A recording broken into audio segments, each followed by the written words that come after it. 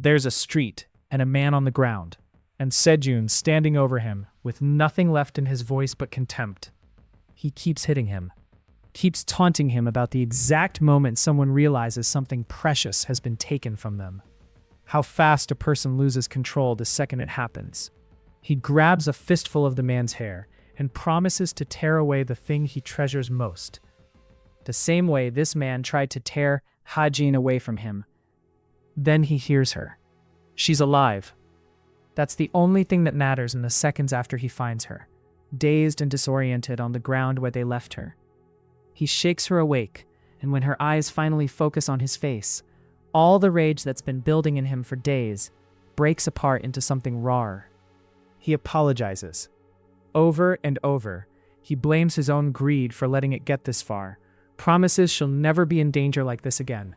It's the kind of promise you make when you don't actually believe you can keep it. And some part of him already knows that. He doesn't get to sit with that feeling for long. There's still someone left inside, one of the people who helped take her, and he goes back for them, over her objections, telling her it won't take long. It doesn't. He finds her, corners her, and puts her down hard enough to draw blood. This is when things stop being simple. A prosecutor working with Jason's side arrives just in time to watch him do it, and recognizes him instantly. Jason's told him plenty. But the woman on the ground isn't finished. She's a twin, and this whole kidnapping was never really about taking a hostage. It was about exposing herself as the leak everyone suspected her family's enemies of having, and doing it on purpose. She admits it outright. She wanted to be caught. Getting caught was the plan. Because right now, across the city, Jason is driving alone at night through a stretch of road with no witnesses, no backup, and no idea that everything happening here was designed to strip his side apart one piece at a time and lure him into exactly that position. It's not subtle, what she's telling them. Last time, her side tried to frame Jason as a criminal on the run, and somehow he came back from it anyway. So this time, there's no framing involved. This time, they're just going to kill him. She keeps going, almost bragging now that she's been caught anyway. She had to split the group up, throw out multiple baits just to pull this off. Because Jason is the backbone of the whole operation working against her side. Rip out the spine, she says, and the rest falls apart on its own. So this time, instead of making him a fugitive or a suspect, she's turning him into a corpse. Then she asks, almost casually, where Hajin actually is right now, like it's an afterthought, like she's just tying up a loose end. A subordinate was supposed to be holding her downstairs in a car. If Sejun's standing here instead, she reasons out loud, he must have brought her up here too. That's when the tone in the room changes. Because if the plan already worked, if Jason really is alone out there right now, then everyone standing in this building arguing about evidence and hostages is already too late to stop it. She doesn't stay cooperative for long. She grabs a bystander, threatens to jam a pencil into an artery, and turns the room into a standoff. The prosecutor panics, tries to negotiate, promising the hostage will be fine if she just puts it down. Someone else in the room, her own accomplice, mockingly tells him to call her bluff, to let her actually do it. It's Sejun who points out how insane that is, gambling with a stranger's life like it's nothing. He's told, coldly, that the hostage is her only way out, and that if she stabs her, someone still has to hold her steady to keep her alive, which is exactly the opening Sejun uses to talk the room down enough that the ambulance actually gets called instead of a fight breaking out. The twins use the chaos to slip away, taunting him and Hajin on their way out the door, promising there won't be manners next time.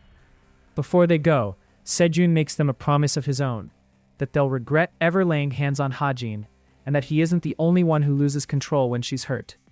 One of them just laughs it off. Maybe Jason's one of those people too, she says. Maybe he should be more worried about Jason than about them. She has no idea how right she is. Jason's second calls him seconds later, telling him to get to the gym immediately. Something's happened to the prosecutor. Hajin might be there too. Jason barely has time to process it before he notices headlights flashing at him from an oncoming vehicle. Then a truck slams into his car at the intersection. The chapter ends there. No confirmation he's alive, just impact and silence. He is alive, of course.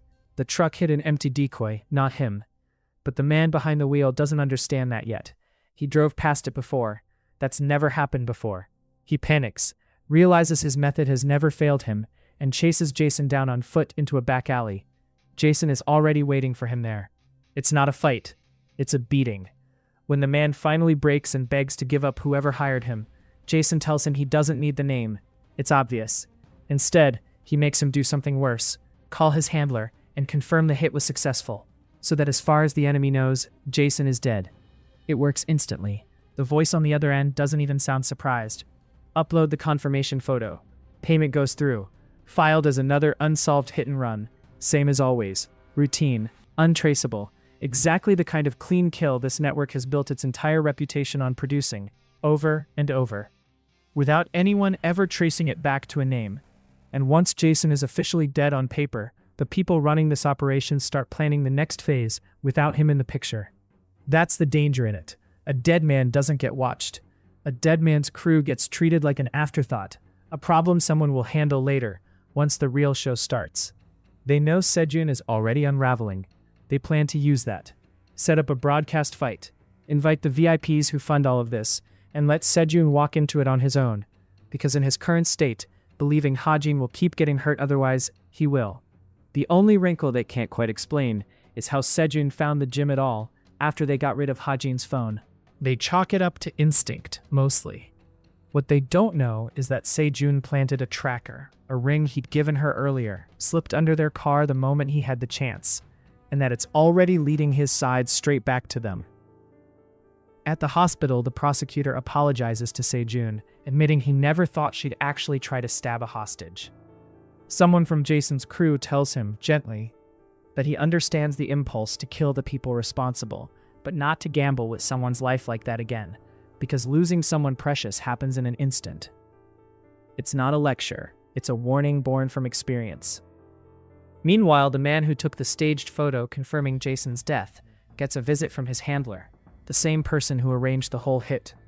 He begs to be let live, reminding the handler of the deal. The handler's answer is chilling in how casual it is. No one ever promised he'd live unharmed. That's the world these next chapters live in. Every promise has a loophole. Every mercy comes with an asterisk. An anonymous tip reaches the prosecutor. The vice president left work without his usual bag tonight, which almost certainly means something important is locked in his office safe ahead of a big meeting. The tipster claims to feel guilty about what happened to someone the prosecutor lost, and that guilt is enough to get the ball rolling. That night, a masked figure breaks into the vice president's office, finds the safe, reads off the password like he already knew it. The vice president's bodyguard catches him in the act, throws an ashtray at his head, misses barely, and demands to know who sent him. Guessing correctly that this has something to do with the man from the fashion show, the dog that's been sniffing around their business for weeks now. The intruder doesn't bother denying it. He mocks the bodyguard's loyalty instead, needling him for still guarding his master's house, even at this hour, then goads him into a fight he has no chance of winning. What follows isn't a negotiation. It's an execution the intruder is willing to delay if the bodyguard gives him a reason to. Focus, he tells him once the fight's already over. Give me one good reason not to kill you. Under that kind of pressure, the bodyguard folds completely. The files in the safe are only half of what exists. They were split in two on purpose, just in case something like this ever happened, and the rest is held separately by a lawyer, overweight, with a mole between his eyes, who handles all of the vice president's dirtiest legal work. The intruder thanks him for the information, then keeps his word about letting him go, and knocks him out anyway. Before he leaves, he says something that isn't really meant for the bodyguard at all.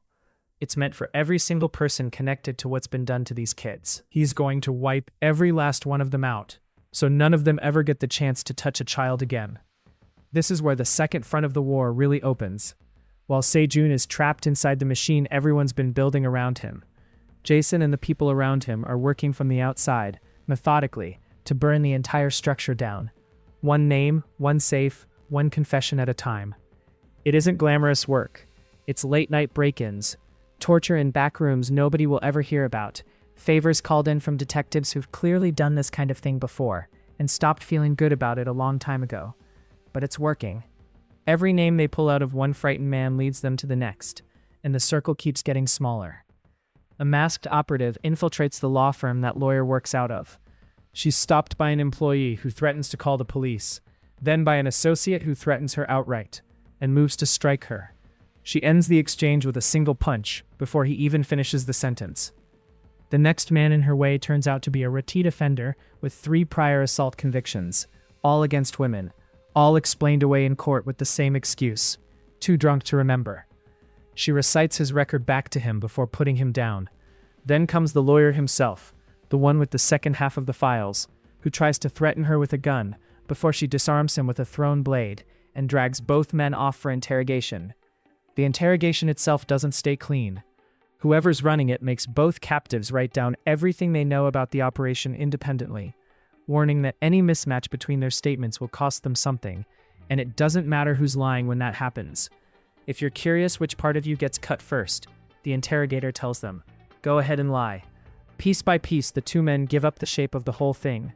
It started, one of them explains, with the tournament fighters themselves, some of them nothing but unwilling drug test subjects for a new experimental compound, dosed every time the formula changed. The VIPs had their own fighters too, sent into other illegal circuits, a twisted little hobby for people who already had everything. Then it got worse. They started rounding up school bullies, letting them beat each other bloody for prize money and entertainment, with one particular executive stepping in afterward to teach them a lesson. Playing judge and punisher over kids, he was profiting from the whole time. Then it got worse again. As the VIPs demanded more extreme entertainment, the fights lost whatever rules they'd started with. No gloves, bare knuckle, no limits. And eventually, they stopped waiting for volunteers. They started dragging in innocent, uninvolved students and forcing them into the ring. That's how Hajin got pulled into all of this in the first place. One of the men admits it outright, almost casually, and for a moment there's no anger in the room at all. Just the sick, plain fact of it, sitting there in the open, where everyone can finally see it. The vice president, meanwhile, is losing his mind over the missing files, screaming at his own people that the real problem isn't a lack of resources, it's their incompetence. He blames Han Jin-woo, his own family's disowned son, for thinking eliminating one enemy would fix everything. And across the city, the surviving twin from the earlier hostage standoff makes a colder calculation. Don't bother chasing the missing evidence. Keep the fight going as planned. Gather what footage they can before anyone catches up. Take their cut and disappear, squeezing extra leverage out of the powerful families getting investigated along the way. Every side of this is playing the same game now. Everyone thinks they're the one setting the trap. The disowned son shows up at Sejun's side that night with a proposal that sounds at first like a threat. He tells Sejun flatly that his goal is to kill him, right here, right now, and that he's willing to go to prison for it afterward. Sejun's friend tries to calm things down, and it almost works, until the disowned son says the one thing guaranteed to set Sejun off completely, that Hajin will never actually be safe, no matter who protects her, as long as the people responsible are still out there. Sejun grabs him by the collar, ready to end this the hard way, but that's not actually where this is going. The disowned son reveals he's already been formally cut off by his own father, stripped of everything, told to go live alone and do whatever he wants. His real motive isn't revenge on Sejun, it's revenge on his family, and he wants Sejun to be the instrument of it. He proposes something audacious, that Sejun become the bait himself, willingly, the same way Hajin once put herself between him and danger years ago. It's his turn now, he says, framing it almost like penance. Jason could have ended this whole war by himself already, he argues. The only reason he hasn't is because he's using Sejun as bait to draw everyone out into the open. So why wait for Jason's timeline? Why not force the issue directly? Sejun asks where the fight is happening. The disowned son admits he doesn't actually know. His own side no longer trusts him with that information. But he does know who's really orchestrating everything behind the scenes. A pair of twins working for the man overseeing it all. The ones who planned this entire campaign, including Hajin's kidnapping, from the start. Sejun makes his decision fast. Trust Jason. Trust the woman running Overwatch for him. And walks straight into the trap on his own terms before Hajin ends up in more danger while everyone waits for a better opening. Before he goes, he leaves one instruction for his friend to pass along. Tell her to find the ring. On the way there, his friend can't understand why the disowned heir of the chairman would want to burn his own family down. The answer when it comes is almost tender in how bitter it is. A man who is raised to believe the weak get used by the strong, who spent his whole life becoming exactly the kind of predator that ideology warned him about, and who's finally decided the only way to stop being that predator is to make sure the whole rotten structure around him collapses too. At the venue, One half of the twin duo is already there, mocking a captive while impatiently asking about the schedule for tonight's event. Meanwhile, Hajin learns from Brian that Sejun went in alone. She doesn't take it well. She demands to be taken to him immediately, terrified of what will happen if their enemies manage to break him. Not just his body, but whatever's left of him after that. Brian promises to help her. Inside, the man running the fights wakes a groggy Sejun and delivers the news casually like it's nothing. Unlike the smaller test doses he's been given before, he was just administered a full dose of the experimental drug while unconscious. There's only one rule tonight: fight until the opponent physically can't continue. And his final opponent, waiting at the end of it all, will be the disowned son himself. The first match is against a much larger drug-enhanced fighter promised a fortune to finish Sejun off. It's not close. Sejun ends him fast, then turns and taunts the man running the show for underestimating him.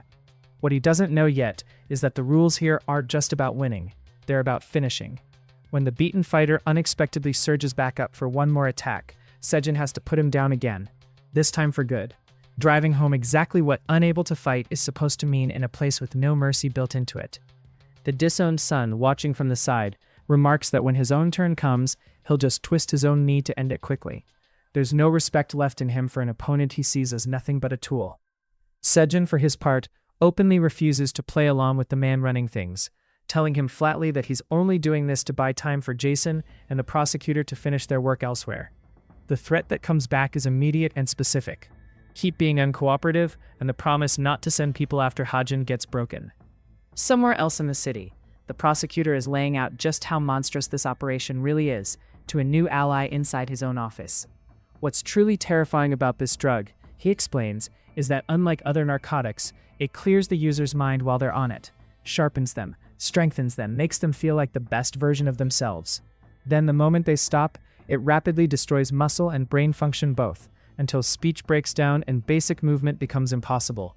It's not a power-up, it's a leash. Nobody who takes it walks away from it. The network's been quietly flooding it overseas too, which is exactly the kind of thing that gives foreign governments a pretext to start applying pressure of their own. The plan the prosecutor lays out is simple on paper, and enormous in scope. Catch the VIPs funding this operation red-handed, all watching the same illegal live-streamed fight from different locations. And arrest every one of them the moment the broadcast goes live. 4 are already identified. A food company executive who spent years burying safety scandals with money and media pressure. A club owner tied to a string of drug-related victims, who always somehow walks free on insufficient evidence. An entertainment CEO accused of withholding pay and forcing performers into abusive contracts. And a woman running an orphanage who so far has left no trace of wrongdoing anywhere the prosecutor's team can find. His new ally hesitates, understandably. These aren't small-time criminals. Confronting people this powerful and this connected could get him killed. What convinces him isn't idealism. It's the discovery that his own name is already sitting on the vice president's blacklist. If he's already a target, he might as well strike first. The 5th VIP turns out to be the biggest one of all, the leader of a major political party, an elderly man who shows up to the fight venue in person, with the cameras conveniently switched off for his arrival, and a massive, foreign-born enforcer at his side, who barely speaks a word of Korean. The assemblyman doesn't like what he sees in the ring.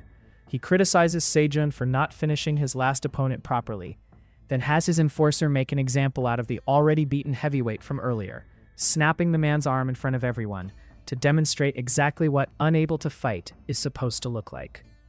Then he turns the threat directly on Hajin, hesitate again, and his enforcer pays her a visit personally, permanently. Sejun explodes. He goes straight for the old man's throat. The giant intercepts him first. He doesn't even get close. One motion and Sejun is airborne, thrown aside like he costs nothing at all.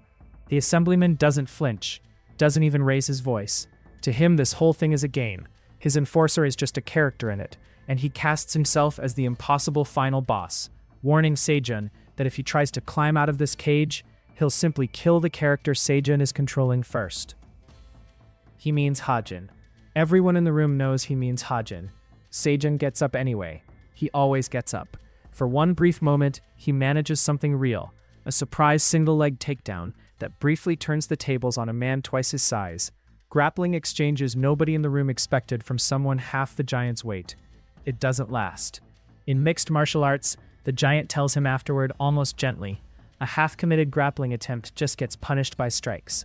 He proves it. The fight ends the moment the old man decides it ends, called off with a single word, amused rather than concerned. He tells Sejun he's only alive right now because he's the protagonist of this game, and promises to finish him personally someday, with his own hands. Then he sends in the next fighter, like nothing happened at all. Above it all, watching through a drone, Jason's second reassures the rest of the crew that Sejun's shaken but holding, and that she'll step in the moment it gets truly dangerous. 1 target's already confirmed at the venue, 4 more to go. Jason, elsewhere, is still tearing through the company's basement inventory, methodically dismantling the operation's supply chain, while everyone else keeps the front-facing chaos contained. That's the shape of this entire stretch of the story, if you pull back far enough to see it. Sejun is the bait everyone can see, drawing every eye in the room. Jason and the prosecutor are the blade nobody's watching, working through paperwork, safes, basements, and confessions to make sure that when the trap finally springs, it springs on the people who built it. Before the fight resumes, Sejun and his second share a quieter moment about what Jason carries with him. A man scarred by losing someone precious, desperate to find a way through all of this where nobody else gets hurt the same way. She disagrees, gently but firmly. Protecting what matters means taking risks, making sacrifices. When he's really in danger, she tells him, she'll be there, no matter what. So let's stop dragging this out, she says, and just go tear it all apart. That's exactly what starts happening. Jason infiltrates the company's underground parking structure and tortures a lead out of a bloodied informant. The drug stockpile is inside the building itself, and there's a black SUV kept there specifically for moving people and product without leaving a trace. He stakes it out, waits. The twin who orchestrated Hajin's kidnapping shows up to use that exact car. She has no idea he's there. The second she sees him, something in her face goes white. She mistakes him, in her shock, for someone she thought was long dead, a ghost from before any of this started. She doesn't stay to figure out whether she's right. She floors it out of the garage in a blind panic, tearing through the exit and out into traffic. She doesn't get far. 2 of Jason's contacts, posing as police, box her car in on a staged traffic stop. She realizes almost instantly that she's been set up. You said no one would be here. She snaps at no one in particular, and tries to bluff her way out first, then threaten. Then she draws a gun. Jason shoots her hand before she can fire it. Touch it again, he tells her, and it won't end with a shot to the arm. She doesn't listen. She never really does. She mocks him for shooting a civilian while impersonating police, then attacks him directly, furious and reckless. It isn't close. He outclasses her completely, calm the entire time, telling her he'll teach her a lesson her instincts will understand, something simple enough for even someone as thick-headed as her to get. When she tries mid-fight to threaten dragging Hajin down with them, he ends the conversation the only way that actually works on someone like her. He breaks her knee. The fight is over before she finishes the sentence. The 2 officers on scene debate letting Jason handle it his way, given everything she's done, and ultimately step back and let him take custody of both her and the car himself, leverage he plans to use carefully, later when it matters most. Elsewhere that same stretch of nights, an underground fight plays out in a completely different register. A drug-enhanced amateur, trained by someone connected to Sejun's own circle, wins dirty against a struggling retired boxer, just trying to make enough money to support his family, gouging his eye to end it. It's also just another Tuesday for this world. One of the VIPs watching these fights for entertainment, a club owner in sunglasses, is caught on panel enjoying every second of it and abusing the woman beside him the moment she criticizes his cruelty. The prosecutor kicks in the door of his club shortly after, announcing an emergency arrest over reports of drugs and forced kidnapped fighters being live-streamed through an encrypted server. The club owner laughs him off as a naive rookie and sicks his men on him, until a warning shot changes the tone of the room entirely. Jason, coordinating from outside, redirects one of his men to plant drug evidence on the club's second floor to make the arrest stick cleanly, since watching an illegal broadcast alone isn't enough grounds on its own. It works exactly as planned. The evidence is found. The club owner accuses the prosecutor of planting it, which of course he did, and the prosecutor doesn't even bother denying it. Someone plants a weapon in the owner's hand to frame him for attacking an officer, fingerprints intact, and the owner protests that this makes them no different from the criminals they're chasing. The prosecutor's answer is blunt. Men like him exploit the law to escape consequences every single time, so this time, The law gets exploited right back, and it gets used to finally deal with him fairly. That arrest kicks off a wave. One of the prosecutor's allies goes after the food company CEO. The prosecutor himself heads straight for the entertainment executive, fighting past a former boxer working security to get to him. Inside, he finds the executive mid-abuse, forcing a young trainee to sing the same line for 5 hours straight without food or rest. A deliberate tactic, the executive explains almost proudly to a subordinate, to break promising talent early. You need to break the ones with potential, he says, so they feel like they did something wrong and lose their judgment. That way, even when they grow up, they never dare challenge you. The prosecutor doesn't let him finish building his empire. The executive tries to wipe his own computer the second he's confronted.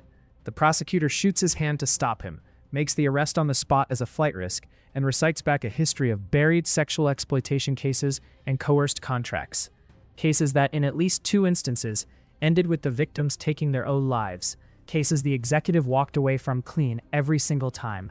Then the prosecutor does something he hasn't done yet in front of anyone. He lets his own reason for all of this slip through. There's someone he knew, he says, who died in a similar way once. He wants everything this man knows about the connection to the larger company behind it all, and he promises, quietly, that if the man keeps denying it, he'll spend the rest of his life making sure he regrets it. It's not a threat shouted across a room. It's worse than that. It breaks the executive completely. He agrees to cooperate, framing it as revenge. He'll pin worse crimes on the prosecutor than the ones he's guilty of himself. But he agrees. Every one of these arrests feels like a victory. None of them come free. Every man they pull down goes quietly enough on paper. Underneath it, someone always pays a price nobody writes into the report. A grief nobody gets to close the book on. That's the currency this entire operation runs on. On both sides of the law now, somebody always has to bleed for the truth to come out. A separate ally of the prosecutor gets manipulated by his own corrupt superior into an inadmissible confession on tape. The wiretap makes it legally worthless, and is left wondering if he's about to be buried by his own side for even trying. Someone else in the room interrupts before it can go further, warning that the only people not walking out of this safely are the ones who deserve it. What follows is a raid. One of Jason's crew recognizes a disguised operative posing as an unconscious officer, watches him get thrown into the fight by an unnamed boss demanding proper violence this time, and gets overpowered for his trouble. The disguised operative interrogates the boss with a knife and gets a name out of him. One of the men actually pulling the strings behind this entire company, someone everyone in Jason's circle already knows by several titles at once. The boss begs for release in exchange for the information, and gets a yes. Before that promise can even be honored, someone else steps in and ends him first. Cold, fast, gone before anyone can react. Whoever it was doesn't stick around to explain herself. She just leaves behind one line about how people never realize who's actually holding their lifeline until it's already too late. The trail keeps climbing. A bound informant, beaten and interrogated, is pressed for information about the orphanage and the woman who runs it, asked directly whether she's the one financing all of this from behind the scenes. That woman, glamorous and sharp-edged, shows up at the chairman's own home shortly after to make sure he understands what's at stake. The ledger's been stolen. It's reached the prosecution. VIPs are being picked off one by one, and her own name has started surfacing in the wreckage. She orders him to make calls, to protect what's left, and then, almost as an afterthought, to use their current test subject to finish out the data on their newest drug. She means Sejun. To her, he's not a person. He's a data point. While all that's happening, a masked assassin slips into a duplex, eliminates one of the VIPs already on the arrest list, and vanishes without a trace. A killing that leaves the prosecutor's people realizing with a sick jolt that their investigation might be playing directly into someone else's hands, rather than closing in on them. The woman behind the orphanage isn't finished tightening her grip either. She reveals to an operative on the phone that their drug export pipeline has already been traced to the United States, that a former Special Forces soldier matching a very specific profile once blew up one of their factories over there, and that she wants a violent message sent as a warning not to interfere again. That soldier, of course, is close by. Jason, working a separate angle entirely, teams up wordlessly with a police officer to corner a fleeing suspect on foot. 2 men jump him with a knife and a thrown weapon. He beats both of them down without much effort. In the chaos, one calls the other by name, a name that means nothing to Jason in this moment, but will matter enormously later. He doesn't kill the survivor. He takes him for questioning instead. Reflecting darkly, that grief over a fallen comrade is exactly the kind of thing that makes enemies sloppy, and that people like him win wars precisely because they don't carry that same weight. Under interrogation at gunpoint, the older brother of the man Jason let live confirms everything. The woman running the orphanage controls the drug trade and the fight rings both, raising the children in her care to be brainwashed and manipulated into the system, disappearing any of them who start asking questions. Back at her end, she privately admits to the chairman that she felt something genuine, real excitement, the moment she first heard about their newest test subject. And then she reveals something far colder. The disowned son was given an older, far more dangerous version of the drug than the one given to Sejun, deliberately, both as a marketing tactic to make the newer version look safer by comparison, and because he's outlived his usefulness now that he's made contact with Sejun's side. He raised 2 sons, she tells the chairman, and both of them turned out like this. It's almost funny to her. The disowned son, she says plainly, is going to die. He starts to feel it happening in real time, his body failing faster than it should, faster than Sejun's, even though Sejun took the fuller dose in front of everyone. Something's wrong, and he knows it. When the truth is finally thrown in his face, that the drug itself was sabotaged, there's nothing he can do but keep fighting anyway, because the only man left to fight is the one person he swore, only minutes earlier, that he'd never let get hurt. He's talking about Hajin. Even now, even poisoned and dying by design, that's still the line he refuses to cross. The fight against Sejun that follows is the fight this entire stretch has been building toward. It opens with the disowned son taunting Sejun about his origins, his illegitimacy, the Asian Games dream that got taken from him, and then, almost against his own will, admitting he'd grown to genuinely like him somewhere along the way. Liking someone, he says bitterly, doesn't mean he owes them any kindness. It's the kind of thing you only say to someone whose opinion actually matters to you. Days earlier, Jason had cornered 2 masked men on a completely unrelated job. Men working security for the same network. Nothing more to him at the time than 2 more bodies between him and the truth. He beat them both down without much effort. In the middle of it, one of them slipped and called the other by name, surprised, almost impressed, that men like them even had real names at all. It meant nothing to Jason in that moment. He interrogated the survivor, learned what he needed about the woman running the orphanage, and moved on to the next lead without a second thought. He had no way of knowing that name belonged to someone else's little brother. Mid-exchange, Sejun stops everything to ask one question that has nothing to do with the fight at all. Whether that little brother, the one he grew up with, back when they were both abandoned kids, raised inside that same orphanage system, is even still alive. It's the rawest moment either of them has had all night, dropped in the middle of a fight that's supposed to be about nothing but domination. Neither of them says it out loud, but the shape of it hangs there anyway. That somewhere in all of this chaos, the people trying to save Sejun's life might already have crossed paths with the one piece of family he has left, and neither side even knew it. The disowned son doesn't get to answer before Sejun, furious and desperate all at once, sinks his teeth into the man's leg mid-grapple to break his grip. It's ugly. It's not supposed to work in a real fight. It works anyway. The disowned son screams that it's an illegitimate tactic. Sejun doesn't dignify that with an argument. The moment you touched Hajin, he tells him, you stopped being someone I owe explanations to. We're not on speaking terms. They keep trading full power strikes with nothing held back on either side. The fight bleeding past every rule either of them was supposed to be following. Somewhere in that same stretch of chaos, the man running the tournament privately reveals his real endgame to a bystander. Get the whole thing on camera, frame it as Sejun beating a defenseless man to death, and use the footage to shift the story entirely, a plan that works just as well whether the disowned son survives the drug sabotage or not, because either way, he's already been marked for death. 2 masked attackers ambush the guards standing watch outside the facility, clearing the way in. Inside, an anxious councilman watches armed men stand ready, reassured by the man running the operation that everything is under control. Then Jason's second infiltrates the building directly, stopping Sejun before he can deliver a killing blow, telling him flatly that becoming a murderer isn't worth it, that Hajin wants him back safe, and that they'll handle the rest from here. The man running the operation doesn't take her interference well. He mocks her for thinking a tracker gave her the whole picture, warns she has no idea whose larger scheme she's actually walked into, and then has one of his enforcers ambush her from behind, an old grudge finally coming due. The enforcer holds her captive, promising to give back, tenfold, everything she once did to him. She claims not to even remember who he is, which only makes it worse for him.